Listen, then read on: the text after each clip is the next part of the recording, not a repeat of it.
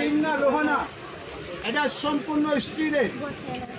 এটা সম্পূর্ণ স্টিলের। আপনি কি করে বুঝবেন? একটু লক্ষ্য করে দেখে যান। এই দেখুন, এটা হচ্ছে চুম্বক। টিন আর লোহাতেই বসবে, স্টিল আপনি বসাতে পারবেন না। এটা পিওর স্টিল। এটা একবার কিনলে যদি হারিয়ে না যায়, দ্বিতীয়বার আর কিনতে হয় না স্যার। এই দেখুন, একটু লক্ষ্য করে দেখে যান। এই দেখুন, এটা হচ্ছে পিওর স্টিল। এটা টিন না লোহা না, এটা জং আসবে না। এটা জং কিনলে দ্বিতীয়বার আপনাকে কিনতে হয় না। এই দেখুন, এই মেশিনটির সাহায্যে আপনি মৌসুম্বি, কমলা, ডালিম, বেদানা, এখানে অনেকেই আছেন যারা মালটা কিনে খান। আর বিশেষ করে এখানে অনেকে আছেন যারা বাড়িতে পটলের ভেতর থেকে পটলের দানা বার করে পটলের ভেতরে পুর দিয়ে যারা পটলের দরমা করে খাচ্ছেন, এই মেশিনটির সাহায্যে আপনি পটল বা করলার দানাও বার করতে পারবেন।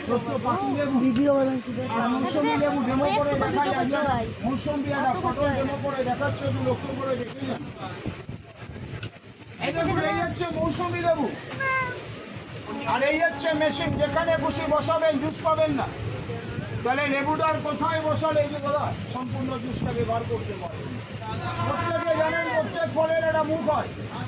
এই মুখের অপর সাইড অর্থাৎ যেদিকে ফুল হয়, মেশিনটি ফুলের জায়গায় বসাবে। এই দেখুন, ছুরি লাগে না, চাকু লাগে না, আপনি জুস তৈরি করে খেতে পারবেন। ফুলের জায়গায় বসিয়ে একটু ডান্দি বাড়ি ঘোরা নিয়ে দেখুন, মেশিনটির ভেতরে পুষ হয়ে যাবে।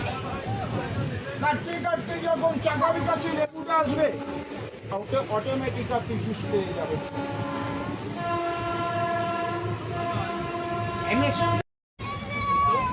একটা মৌসুমি থেকে আসছে, কোথায় ঘুরতে যাবেন, বেড়াতে যাবেন, এখানে বসে বসে আপনি জুস তৈরি করে খেতে পারবেন।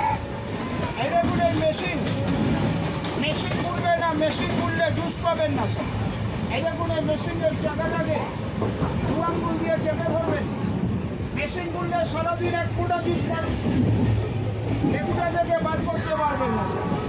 এই মেশিনের চাকাটাকে দু আঙ্গুল দিয়ে চেপে ধরবেন, লেবুটাকে একটু অপর সাইডে তুলে নিন, লেবুটাকে পুশ করবেন, লেবুটা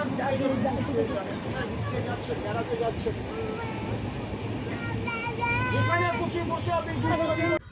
তো বন্ধুরা, আপনারা দেখতেই পাচ্ছেন যে এটা কি বললো। তো এটা হচ্ছে সেই মেশিন যেটা মানে আপেলটা ভালোভাবে বেরিয়ে জুসটা মানে বের করা হবে, বিচুন টিচুন যা আছে সব বেরিয়ে যাবে, তারপরে আবার জুসটাও বের করা হবে। খুব সুন্দর মেশিন এটা। তো আপনারাও চাইলে এটা নিতে পারেন। আমাকে তো ভালো লাগলো, তাই আমি এটা নিলাম। আমরা কলকাতা যাচ্ছিলাম চিড়িয়াখানা দেখতে, তো যাওয়ার পথে দেখলাম এটা বিক্রি করছে, সেই জন্য আমরাও নিয়ে নিলাম।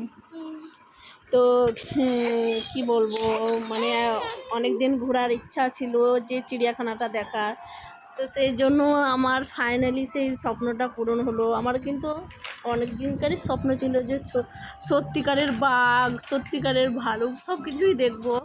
তো ফাইনালি আজ যাচ্ছি, দেখাই যাক কত দেরি হবে, কতটুকু টাইম এখন আছে।